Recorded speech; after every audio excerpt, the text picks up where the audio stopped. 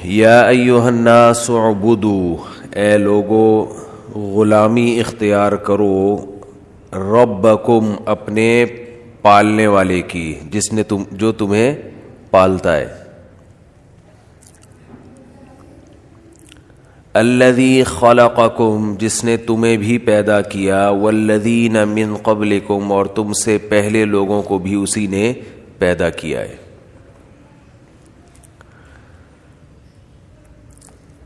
اللہ تعالیٰ نے اس کائنات کو بنایا اور پھر اس میں انسان کو بنایا، پھر انسان کی ہدایت کے لیے، اس کی رہنمائی کے لیے اپنے سفیروں کو بھیجا، پیغمبروں کو بھیجا،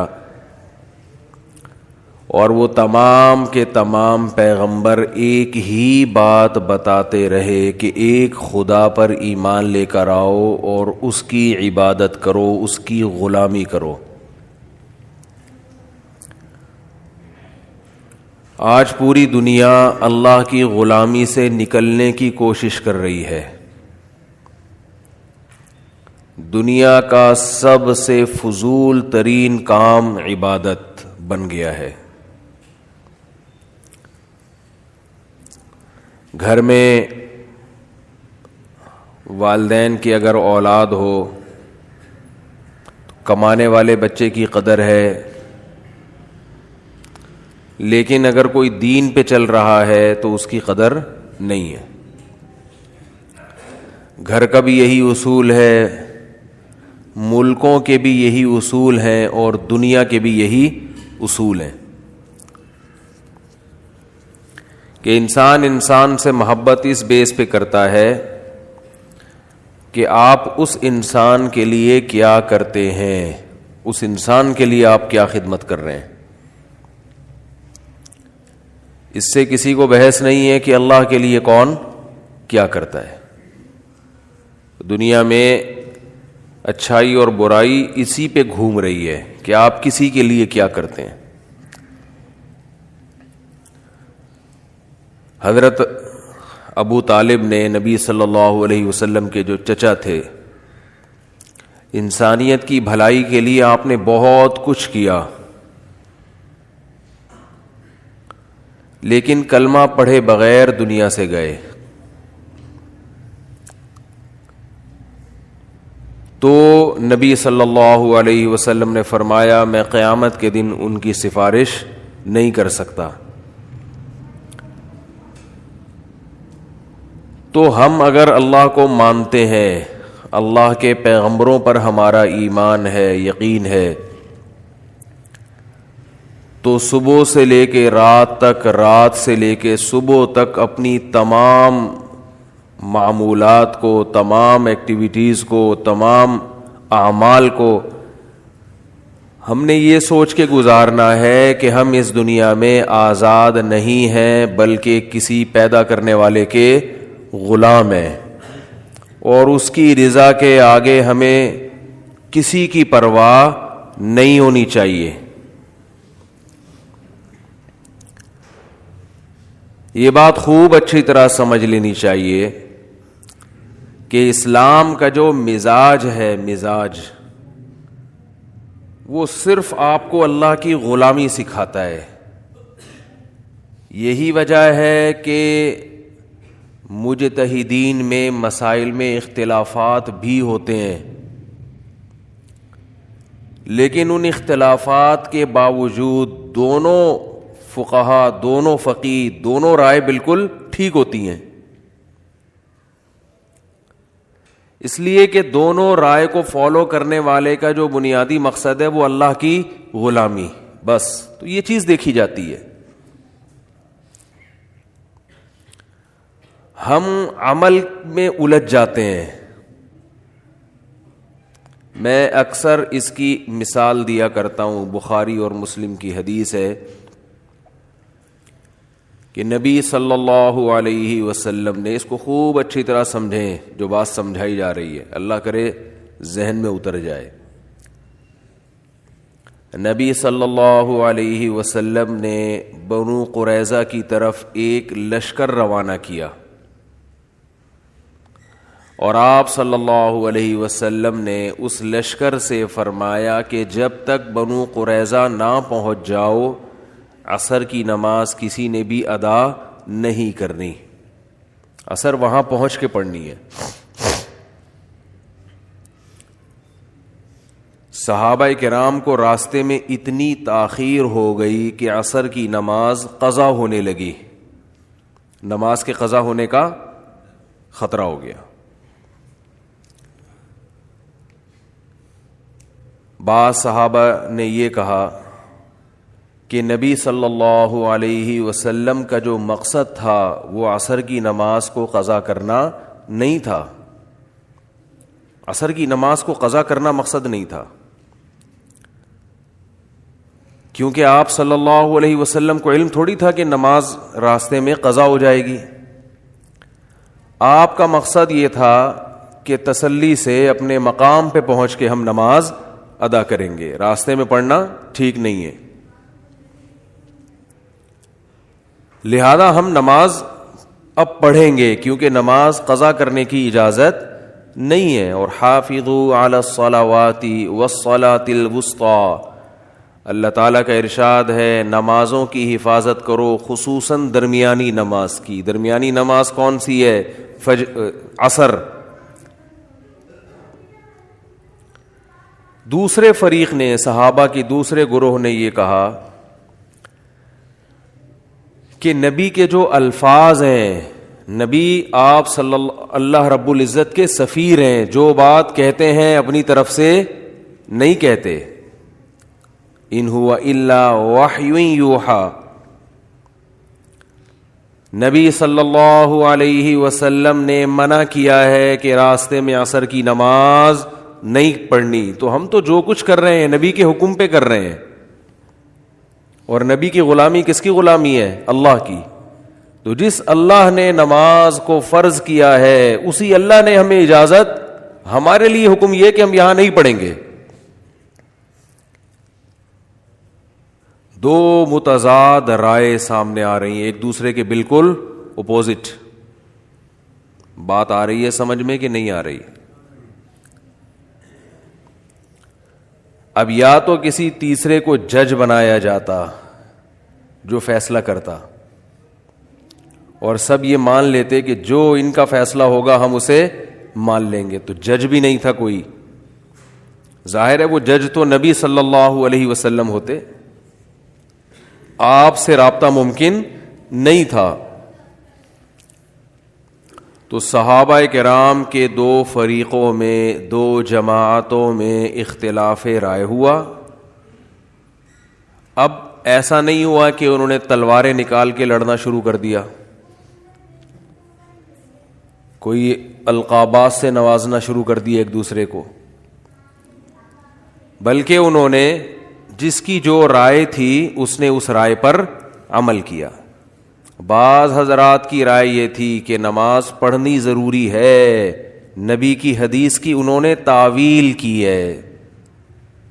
تعویل کا مطلب صرف الکلام عن الظاہر، کسی کے کلام جو ہے اس کو ظاہری معنی سے ہٹا دینا۔ نبی کی حدیث کے ظاہری الفاظ کیا تھے؟ عصر راستے میں نہیں پڑھنی۔ تو دوسرے دلائل کے پیش نظر، کیونکہ قرآن میں عصر کی خصوصی تاکید ہے، اس آیت کے پیش نظر اور نبی کے عام معمول کے پیش نظر کہ آپ نے نماز کبھی قضا نہیں کی ہے، تو اس معمول کے پیش نظر انہوں نے حدیث کے اس ظاہری الفاظ کو، بولو بھائی، پھیر دیا، سمجھ رہے ہو، ہٹا دیا اپنے ظاہر سے، کہ یہاں یہ جو نبی نے حکم دیا کہ راستے میں عصر کی نماز نہیں پڑھنی، یہ اس صورت میں تھا، یہ شرط بڑھا دی انہوں نے کہ بشرطے کہ نماز قضا ہونے کا خطرہ نہ ہو۔ تو حدیث کے کبھی ظاہری الفاظ کو پھیرا بھی جاتا ہے۔ بالکل یہی کام امام ابو حنیفہ نے کیا ہے کہ جن حدیثوں میں سفر میں دو نمازیں اکٹھی پڑھنے کا حکم ہے، وہ کہتے ہیں یہاں اکٹھی سے مراد یہ نہیں ہے کہ ایک نماز کو قضا کر کے دوسرے ٹائم پہ لے جائیں آپ، بلکہ اکٹھی کا مطلب یہ ہے کہ ظہر کو عصر کے قریب لے گئے اور عصر کو پہلے لے آئے. ادھر ظہر پڑی, سلام پھیرنے کے بعد تھوڑا سا توقف کیا, ظہر کا وقت قضا ہوا, ساتھ ہی فوراً عصر پڑھ لی. ادھر مغرب پڑھی, مغرب کا سلام پھیرا ہے کہ مغرب کو بالکل اینڈ تک لے گئے. جیسے ہی سلام پھیرا ہے مغرب کا وقت ختم اور فوراً عشاء کی نماز کا ٹائم شروع اور فوراً عشاء پڑھ لی. سوائے حج کے کہ عرفات میں مغرب کی نماز نہیں پڑھی جاتی, وہ مزدلفہ میں جا کے قضا کی جاتی ہے. تو وہ کہتے ہیں کہ حج میں تو حقیقت میں جمع کیا گیا ہے, سفر میں حقیقت میں جمع نہیں. جمع سوری کہتے ہیں کہ سورتن دیکھنے میں ایسا لگ رہا ہے کہ ایک نماز دوسرے ٹائم پہ پڑھی ہے, حقیقت میں نہیں ہے. اور اس پر دلائل ہیں. تو یہ مسئلہ بھی اختلافی ہے. ابھی میرا مقصد یہ مسئلے کو بیان کرنا نہیں ہے, صرف یہ بیان کرنا ہے کہ آپ بخاری اور مسلم کی ایک حدیث دیکھ لی آپ نے اور تمام مجتہدین سے بدگمان ہونا شروع ہو گئے. تو امام ابو حنیفہ رحمہ اللہ نے اس حدیث کو اپنے ظاہر پر نہیں رکھا, اور اس لیے بھی نہیں رکھا کہ اگر اس حدیث کو اپنے ظاہر پر رکھیں کہ جس میں آتا ہے کہ نبی نے 2 نمازیں سفر میں اکٹھی پڑھی ہیں, اپنے ظاہری معنی پر رکھیں کہ ایک نماز کو گویا قضا کیا ہے, تو پھر بخاری اور مسلم کی حدیث میں یہ بات بھی ہے کہ نبی نے بغیر کسی عذر کے بھی مدینہ میں 2 نمازیں اکٹھی پڑھی ہیں. حالانکہ اس کا کوئی بھی قائل, بولو نا کیا ہو گیا بھائی, نہیں ہے. پھر تو بغیر عذر کے بھی یہ عمل جائز ہو جائے گا جیسے کہ شیعہ حضرات کرتے ہیں. لیکن اس پر پھر اشکال یہ ہوگا کہ اگر بغیر عذر کے بھی 2 نمازیں آپ اکٹھی پڑھ سکتے ہیں, اکٹھی کا مطلب کہ ایک نماز کو قضا کر کے دوسرے ٹائم پر پڑھ لیں, تو پھر یہ جو 5 نمازوں کے 5 اوقات بیان کیے گئے ہیں اور ان کی تاکید کی گئی ہے اور حفاظت کا حکم دیا گیا ہے, پھر یہ تمام دلائل کالعدم ہو جاتے ہیں. بہت مشکل ہے بات سمجھانا. ان الصلاۃ کانت علی المؤمنین کتابا موقوتا, بے شک نماز مومنین پر مقررہ اوقات میں فرض ہے. تو اس سے 5 نمازیں مراد ہیں. تو میرا مقصد ابھی 2 نمازیں اکٹھی کرنے کا مسئلہ بیان کرنا نہیں ہے. میرا مقصد یہ ہے کہ یہ جو دور ہے صرف حدیثوں کے نمبر, کتاب کا صفحہ, اس سے لوگ متاثر ہوتے ہیں. علم میں عمق اور گہرائی ختم. تو آپ کو کسی بھی فقیہ سے, کسی بھی مجتہد سے بدگمان ہونے کی اجازت, بولتے کیوں نہیں بھائی, نہیں ہے. ہر ایک کا اپنا ایک سوچنے کا انداز ہوتا ہے. اور امام ابو حنیفہ کا جو اصول ہے رحمہ اللہ تعالی, وہ سب سے پہلے قرآن کو فوکس کرتے ہیں. قرآن, حدیث اگر قرآن کے خلاف ہوگی اس میں تعویل کرتے ہیں. وہ کہتے ہیں قرآن میں اقیم الصلاۃ لدلوک الشمس الی غسق اللیل, اسی طرح ہے ان الصلاۃ کانت علی المؤمنین کتابا موقوتا, نمازیں مقررہ اوقات میں فرض ہیں, اور یہ سفر میں بھی ہیں اور حضر میں بھی ہیں, دونوں میں ہیں. ہر نماز کا ایک متعین وقت ہے, ایک وقت دوسرے وقت میں داخل نہیں ہو سکتا. اور اس پر عبداللہ ابن مسعود رضی اللہ تعالی عنہ جو نبی کے سفر اور حضر کے ساتھی, ان کی صحیح حدیث بھی موجود ہے کہ نبی صلی اللہ علیہ وسلم نے کبھی بھی حج اور حج کے علاوہ کبھی بھی 2 نمازوں کو اکٹھا نہیں پڑھا ہے. پھر بھی بہرحال دوسری طرف بھی فقہا ہے, ہم ان کے مذہب, ان کی رائے کے بھی احترام کرتے ہیں. اگر کوئی امام شافعی کے فقہ کو مکمل فالو کرتا ہے, اس کے لیے امام شافعی کی تقلید میں وہ یہ کام کر رہا ہے, وہ کہتا ہے میں کم علم ہوں, ان کا علم مجھ سے زیادہ ہے, تو فاسألوا اہل الذکر ان کنتم لا تعلمون. قرآن کہہ رہا ہے تمہیں علم نہیں ہے تو اہل علم سے رابطہ کرو, ان کی رائے پر عمل کرو. لیکن یہ جو ہمارے ہاں ہندوستان پاکستان میں جو ایک بدعت چل پڑی ہے کہ نمبروں کے ساتھ حدیث پیش کرنا, یہ بدعت نہیں, نمبروں کے ساتھ حدیث, آگے جو اس کے مفہوم, نمبروں کے ساتھ حدیث پیش کر کے پھر ترجمہ کرنا, پھر اپنی رائے کو سب پہ تھوپنا کہ حنفی ایسے کرتے ہیں, حنفی قرآن و حدیث کو چھوڑتے ہیں, حنفی جو ہے وہ ابو حنیفہ کی اندھی تقلید کرتے ہیں. آپ کبھی ابو حنیفہ کو ہم سے سمجھو تو آپ کو پتہ چلے گا کہ امام حنیفہ کو آدھی سے زیادہ دنیا نے بلا وجہ فالو نہیں کیا. بہت مضبوط رائے ہوتی ہے, بہت مضبوط رائے.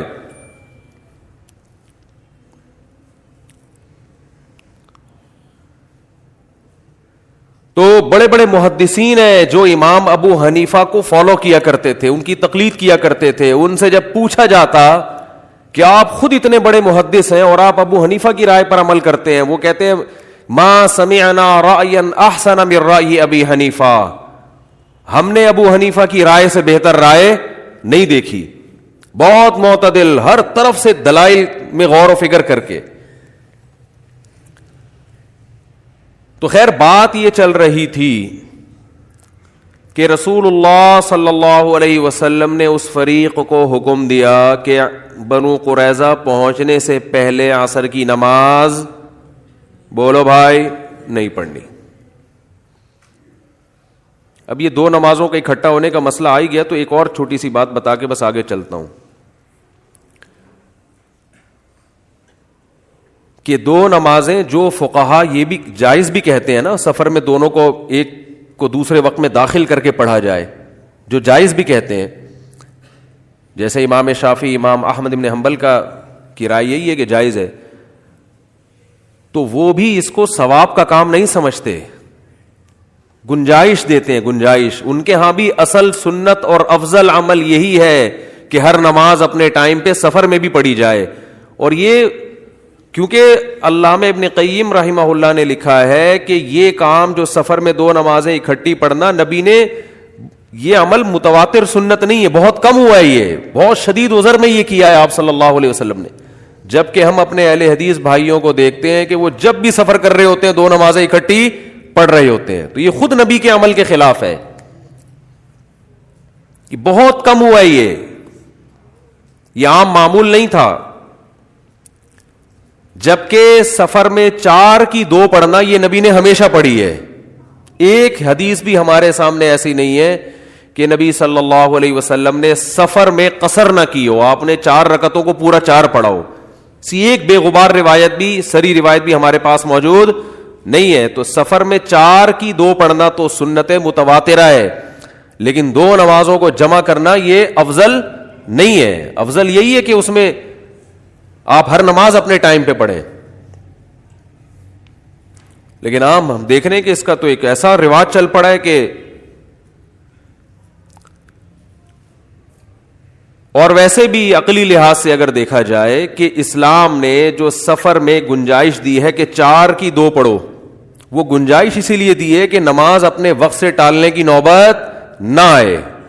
یعنی اگر آپ عقلی لحاظ سے, دلیل نظر جس کو کہتے ہیں, کہ وہ رخصت دی ہی اسی وجہ سے گئی ہے کہ مختصر کرنے کا مقصد ہی کیا ہوتا ہے کہ اس مختصر چیز کی حفاظت کرنا آسان ہوتا ہے. تو حفاظت کا مطلب اپنے وقت پہ پڑھنا. خیر اختلافی مسئلہ ہے, ہم اختلافی مسائل میں شدت کے قائل نہیں ہیں. ہمارا مقصد ان لوگوں پہ رد کرنا ہے جو ایک رائے کو سمجھتے ہیں کہ بس 100% یہی درست ہے, اس کے علاوہ سب کیا کر رہے ہیں. آدھی امت جو تھی وہ معاذ اللہ وہ بے وقوف تھی.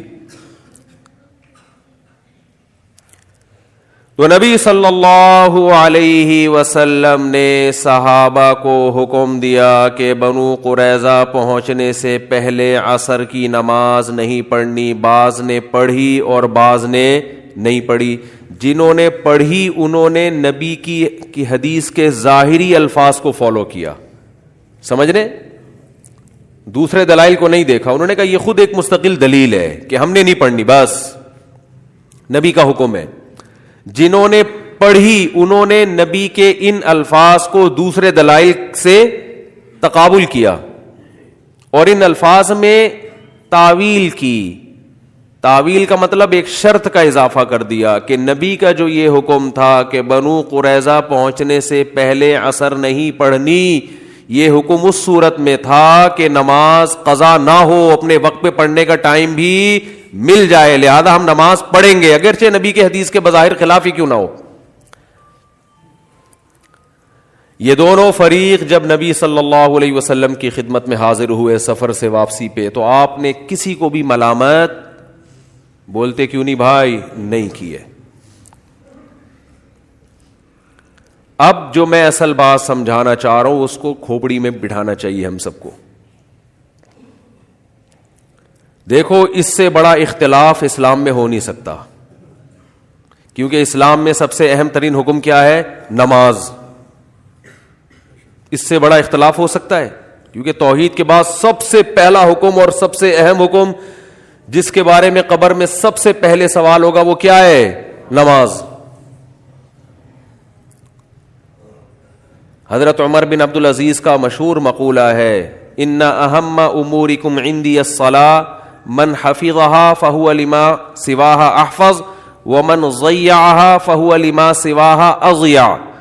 کہ انہوں نے اپنے عمال کو خط لکھا تھا، جو حکومت کے سرکاری ملازم تھے نا، ان سب کو خط بھیجا تھا کہ میری نظر میں سب سے اہم ترین چیز نماز ہے، جو اس کی حفاظت کرے گا وہ باقی احکام کی بھی حفاظت کرے گا، جو اس کو ضائع کرے گا تو باقی احکام کو اس سے بھی زیادہ ضائع کرے گا. وہ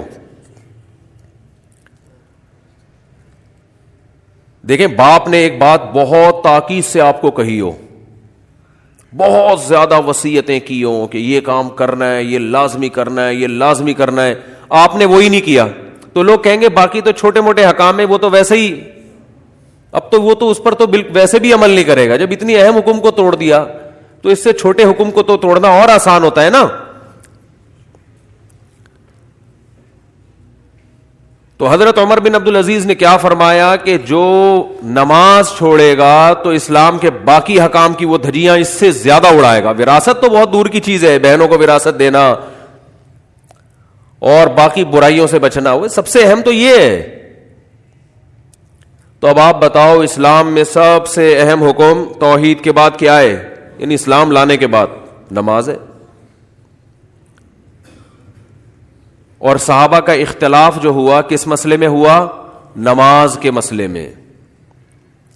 پھر نماز میں اختلاف میں بھی سب سے اہم اختلاف نماز پڑھنا یا نہ پڑھنا ہے، کیونکہ نماز کے طریقوں میں اختلاف یہ کم درجے کا ہے. پڑھ تو رہا ہے نا کہ رفع الیدین سے پڑھنا ہے یا رفع الیدین کے بغیر پڑھنا ہے، زور سے آمین کہنا ہے کہ آہستہ آمین کہنا ہے، ٹانگیں چوڑی کرنی ہے کہ پتلی کرنی ہے، ہاتھ یہاں باندھنے ہیں کہ یہاں باندھنے ہیں.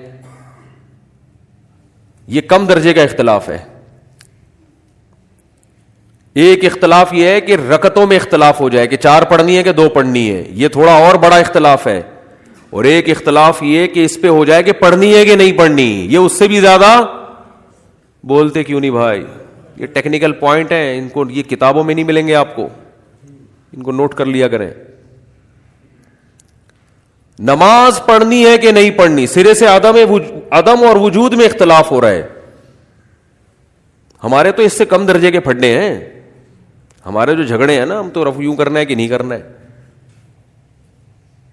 پھر جو کہتے ہیں یوں کرنا ہے وہ کہتے ہیں نہیں بھی کرو تو ہو جائے گی بہرحال، لیکن کر لو. ہم کہتے ہیں بھائی نہ کرنا بہتر ہے. نبی کی آخری نماز کیا تھی؟ نہ کرنے والی. دلائل دونوں طرف ہیں، اختلافی مسئلہ ہے، اس میں کسی ایک طرف شدت جائز نہیں ہے. ہمارے پاس اپنے دلائل ہیں، زور سے آمین ہے، آہستہ آمین ہے، ٹانگیں چوڑی ہیں، پتلی ہیں. یہ بہت کم درجے کا اختلاف ہے. بڑا اختلاف یہ تھا کہ پڑھنی بھی ہے کہ نہیں پڑھنی. پھر اس سے بھی بڑا اختلاف یہ ہے، ایک اگر پڑھنے اور نہ پڑھنے میں اختلاف ہوتا، لیکن اختلاف کی نوعیت یہ ہوتی کہ پڑھنا مستحب ہے یا نہ پڑھنا مستحب ہے، تو یہ بھی بڑا اختلاف تھا. مگر یہ مستحب کا ہو رہا ہے اختلاف، کہ پڑھنا بہتر ہے یا نہ پڑھنا بہتر ہے. دونوں فریق کہہ رہے ہوتے جائز تو ہے لیکن بہتر ہے کہ نہ پڑھو. ایک کہہ رہا ہوتا کہ جائز تو ہے کہ نہیں پڑھو لیکن بہتر ہے کہ پڑھ لو. یہ نہیں، بلکہ اختلاف ہوا. ایک فریق کہہ رہا ہے پڑھنا فرض ہے کیونکہ نماز ہے، دوسرا کہہ رہا ہے پڑھنا جائز نہیں ہے کیونکہ نبی کے حکم کی مخالفت ہے. فرض، جائز اور ناجائز کا اختلاف ہو رہا ہے کہ پڑھنا جائز بھی ہے کہ نہیں ہے. یہ اور اونچے درجے کا اختلاف ہو گیا کہ نہیں ہو گیا. یہ ایسے جیسے ایک کہے کہ رفع الیدین سے نماز ہوتی ہے، دوسرا کہے کہ کر لیا تو نہیں ہوگی. ایک کہے کہ نہیں کیا تو نہیں ہوگی، ایک کہے تو کیا کر لیا تو نہیں ہوگی. بالکل ایک دوسرے کے اپوزٹ آ کے کھڑے ہو گئے. تو نماز کے فرض اور ناجائز ہونے میں اختلاف ہو رہا ہے. ایک فریق کے نزدیک نماز چھوڑنا جائز نہیں ہے، عصر کی نماز جو بنو قریظہ جاتے ہوئے، اور دوسرے فریق کے نزدیک پڑھنا جائز نہیں ہے. یہ اور اونچے درجے کا اختلاف ہو گیا نا. بہت مشکل ہے بات سمجھانا بھائی, بہت مشکل ہے. اور نماز کی سنتوں کے بارے میں نہیں ہو رہا اختلاف کہ پہلے 4 سنت پڑھنی ہے کہ نہیں پڑھنی, بعد میں 2 سنت پڑھنی ہے کہ نہیں پڑھنی. نا فرض نماز کے بارے میں یہ اور اونچے درجے کا اختلاف. اور پھر نماز بھی کون سی؟ وہ نماز جس کو قرآن نے خصوصیت کے ساتھ ہائی لائٹ کیا ہے, حافظوا علی الصلوات والصلاۃ الوسطی, نمازوں کی حفاظت کرو, 5 نمازوں کی, خاص طور پر درمیانی نماز کی. تو درمیان میں اثر آتی ہے, یعنی وہ پہلا نماز, اور نماز میں بھی سب سے اہم ترین نماز. تو اسلام میں کسی حکم کے بارے میں اس سے زیادہ شدید نوعیت کا اختلاف ہو نہیں سکتا تھا. اتنا شدید, یعنی اس سے زیادہ بڑا اختلاف نہیں ہو سکتا تھا احکام کے بارے میں. اس کے باوجود 2 متضاد رائے کو نبی صلی اللہ علیہ وسلم نے درست قرار دیا. کسی پر بھی ملامت بولتے کیوں نہیں بھائی؟ بولنا پڑے گا آپ کو. اب کسی پہ بھی ملامت نہیں کی ہے آپ نے. کیوں؟ اس لیے کہ یہ جو قرآن کا حکم ہے نا, یا ایھا الناس اعبدوا ربکم, اپنے پیدا کرنے والے, اپنے پالنے والے کی غلامی کرو. تو غلامی پر دونوں نے پورا عمل کیا. اب اسلام عمل کو نہیں دیکھ رہا, جو مقصد تھا حاصل ہو گیا ہے, کیونکہ ان کے بس میں اس سے زیادہ غلامی ممکن نہیں تھی. فاتقوا اللہ ما استطعتم, جتنی استطاعت ہے اتنا اللہ سے ڈرو, اس سے زیادہ استطاعت نہیں ہے. بھئی اب رائے کو کیسے تبدیل کریں؟ ایک کی سمجھ میں یہ آ رہا ہے کہ نبی کا حکم یہاں نہیں ہے وہاں کے بارے میں, ایک کے سمجھ میں آ رہا ہے کہ یہی پڑھنی ہے.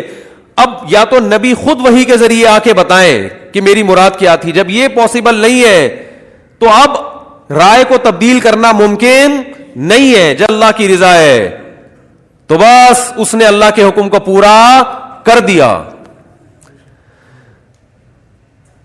جو لبرلز لوگ ہیں, جو اسلام سے ہٹ کے زندگی گزارتے ہیں, وہ عمل کو دیکھتے ہیں. اسلام اللہ کی غلامی کو فوکس کرتا ہے کہ آپ نے انسان کا بچہ بن کے زندگی گزارنی ہے, خدا کے غلام ہو, اس کے مطابق زندگی گزارنی ہے. آگے آپ کا عمل اس بنیاد پر کیسا بھی عمل کیوں نہ ہو, اللہ اس کو قبول کر لے گا. عمل کی پیچیدگیوں میں نہیں جانا آپ نے. عمل کی بیس یہ ہونی چاہیے کہ اللہ کی رضا, اللہ کی غلامی, عبودیت, بس. اس سے اگر رائے میں بھی اختلاف ہو رہا ہے, عمل بھی متضاد ہو رہا ہے, آپ احتیاطوں پہ عمل اس لیے کرتے ہو اللہ کا حکم ہے, اس کے بعد نقصان ہو جائے کوئی مسئلہ نہیں ہے بھائی. ہم نے اس لیے عمل کیا ہی نہیں تھا کہ نقصان نہ ہو. نقصان کس کے ہاتھ میں ہے؟ نفع نقصان. تو مسلمان کو تو ویسے ہی ٹینشن ختم ہو جاتی ہے. آپ پیسہ کمانے کی کوشش اس لیے کرتے ہو, اللہ کا حکم ہے, حلال کمانا عبادت ہے, مل گیا ٹھیک ہے, نہیں ملا تو مقصد تھوڑی ہے, مقصد تو اللہ کی غلامی تھا, وہ ہم نے کر لی بھائی. خامخواہ کی ڈپریشن, خامخواہ کی ٹینشن لوگوں نے لی ہوئی ہے. یار اللہ نے حکم دیا تھا یہ کرو, ہم کر رہے ہیں, پھر بھی نتیجہ تو نکل نہیں رہا. تو بھائی تم نے اللہ کے حکم کی وجہ سے کیا تھا نا, بس کر لیا, ثواب مل گیا, پتلی گلی سے نکلو.